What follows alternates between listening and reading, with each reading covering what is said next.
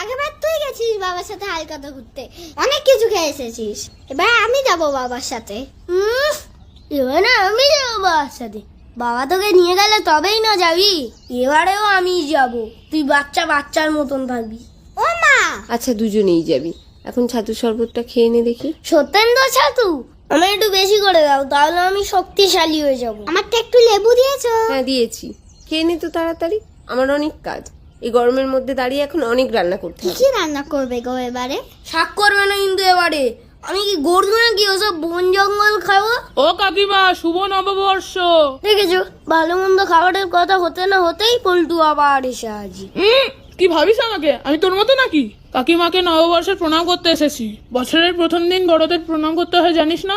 দেখ পল্টুকে দেখে শেখ। এনে পল্টু মিষ্টি খা। আমায় দাও। হিমলুদ বাটা রাখা আছে, মেখে স্নান করে দুজনে সবাইকে প্রণাম করে আসবি। কিন্তু সন্ধ্যাবেলা আমি যাবো হালকাতায়।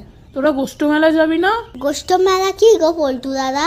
রাধা কৃষ্ণের মেলা, যাবি তোরা? হ্যাঁ আমি যাবো। আমিও যাব।